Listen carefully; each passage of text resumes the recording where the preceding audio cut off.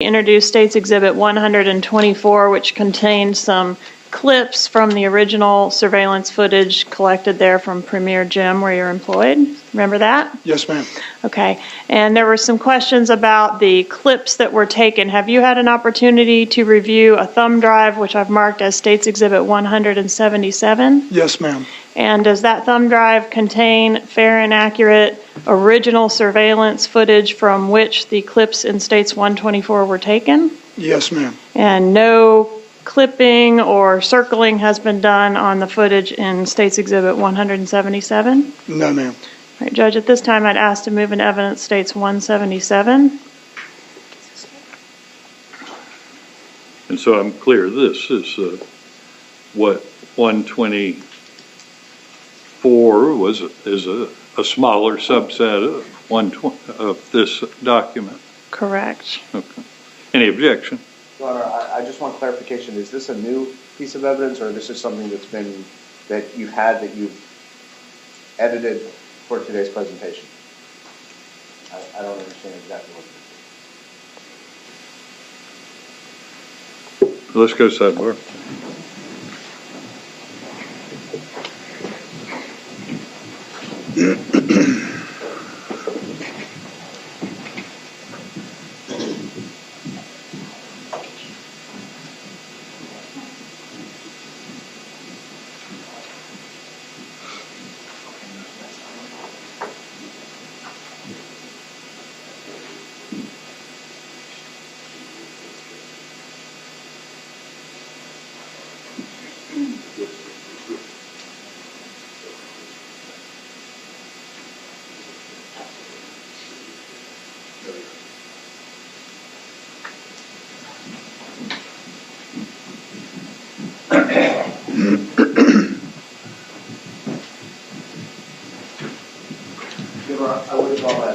States Exhibit 177 will be admitted.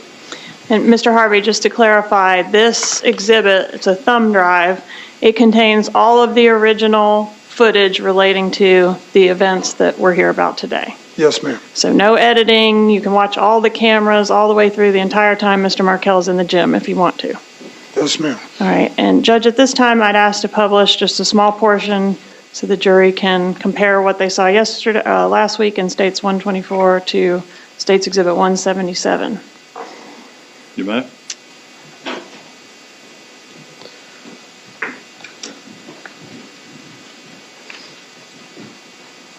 While she's doing that, Mr. Harvey, how long would the whole thing be? Do you have an idea? Several hours. Okay.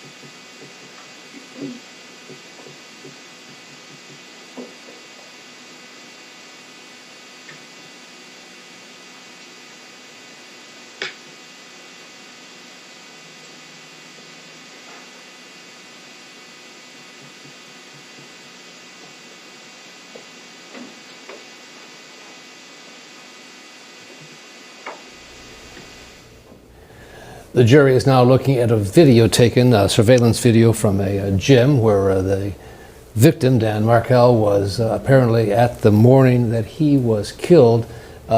Let me ask you, Judge Ashley Wilcott, as the jury looks at this, what should they be looking for? Well, we still don't know quite enough because the prosecution's going to tie it all together. But obviously, here you can see on the video a car entering. I'm assuming they're going to connect one of the cars, vehicles, to the defendant and then explain why the defendant was there, what the defendant was doing. We can see that that was on the Friday in 2014, 9:24 a.m. So we don't know exactly what the point of the video is, but I'm certain the prosecution will spell that out. Melba Pearson, they're unfolding this like a crime novel. They certainly are. They certainly are. And the prosecution definitely has a bit of an uphill battle because in murder for hire cases, you really have to establish that money trail, and because you don't have the same motives that you normally would with a very close up and personal type of homicide. The majority of homicides are, either domestic violence in nature or somehow the parties know each other. There may be a disagreement and the motive might be more clear. Here you're having people who have a connection to a party that's not even charged. And saying that they are the perpetrators of this crime. So I know that the prosecution is definitely going to be very methodical in, laying out each piece, but it will be critical for them to tie it all together so that the jury can connect the dots and come to a verdict. To ask a few questions about this. Would it be a fair statement that the reason you haven't looked at all of it is because some portions of it are not relevant with regards to where we knew the locations of the suspect vehicle, Mr. Markel's vehicle? Yeah, there were some that just showed, some of the cameras that just showed trees, for example. Yes, sir. Was not good footage, so I didn't review all of that. Do you recall there's a portion of the video at the inception where the Prius, if this is where Mr. Markel is parked, the Prius drives up and out of camera range? Do you recall that? I don't. You don't. Do you recall there's a portion of it where the Prius drives back down and parks somewhat close to Mr. Markel's car? Do you recall that? I don't. You don't.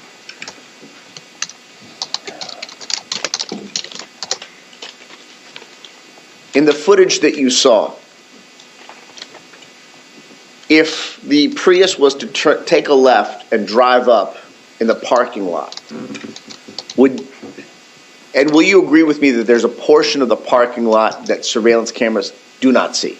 I would agree with that. Could you describe to the members of the jury what's around that area? The area that you cannot see? Yes, sir. There's certain portions of the middle of where you come in. Our building faces west, Yes, sir. so there's certain portions of the middle there that you cannot see due to trees. And on the north side of the building, there are some trees there that you cannot see portions of the parking lot. Would it be correct or incorrect to say that the areas that are out of view of the surveillance cameras don't have, well, let me ask it this way. Are there other businesses or public roadways or private roadways that are in the area of what's not captured by the surveillance videos? Yes. Okay. It's not like a secluded private area that no one can see, correct? No, it has trees around the perimeter of our property, so you can see fairly well.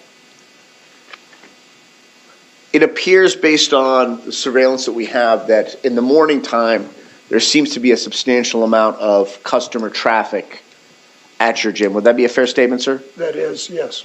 And would it also be a fair statement to say that it appeared that a good portion of the parking spaces were taken? Yes.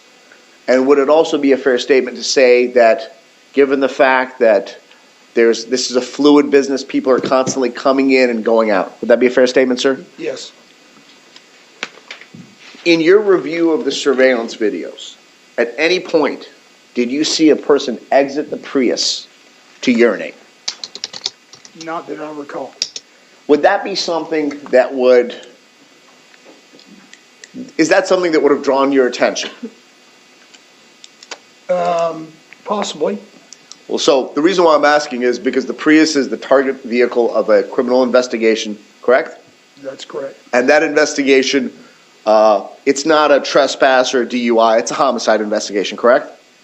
Yes.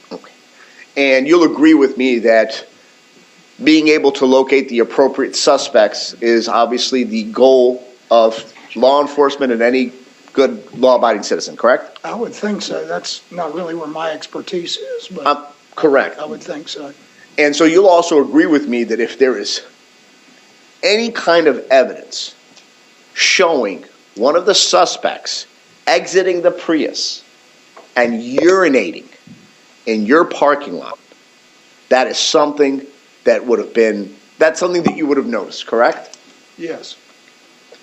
And just to clarify, did you see this in any of the footage that you've observed? Not that I recall. And you'll agree with me that if that is something that you saw, that is something that you would have recalled, correct? Yes. And you would have obviously pointed that out to law enforcement as well, correct? Yes, but at that time, I wasn't sure what we were looking for I understand that. when we reviewed that. So, But just to clarify, no video evidence whatsoever of anybody. Well, let's not just say anybody. My client, Sigfredo Garcia, exiting the silver Prius and urinating in your parking lot, correct? not that I recall. If I may just a minute, Your Honor. You may.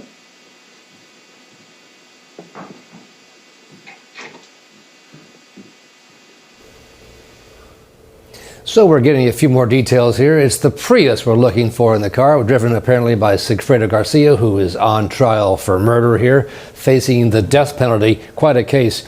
So Judge Ashley Wilcott, as they try to determine whether Sigfredo Garcia urinated in the parking lot, it seems like they know something that the witness does not. Absolutely. And I think the point of that is the defense is going to try to say, listen, here you want the state's trying to say this is a credible witness and has video of this, but yet this very obvious thing that the defendant, I'm assuming, would say he did in the parking lot was not captured, was not seen by this witness. And Melba Pearson, he's a pretty good witness, not that he recalls, not that I know, not that I remember. No absolutes there that tie him down once and for all. No, exactly, because he is not an expert. He is a regular civilian who happened to be the director of an establishment that had surveillance video, right? So he's the custodian. He's the one that has to say, you know, this is how we keep the video. This is how often we erase video. When the police came to me, I just turned over the video as is. But the defense is clearly trying to cast some dispersions on the video by saying either, number one, it was tampered with because a major event is not present and that the director didn't notice it, or it may be a way of impeaching the credibility of some other witness who may have said that they saw the defendant urinating at this location. It could have been a police officer, it could have been a civilian. So this is definitely a way to try to discredit some of the state's evidence. We'll see how it pans out. And there's Mr. Garcia in the blue shirt. Day 3 of this trial that's expected to last anywhere between 3 to 6 weeks. We'll continue our live coverage in just a moment after this break. You're watching The Law and Crime. Now, the defense lawyers now are going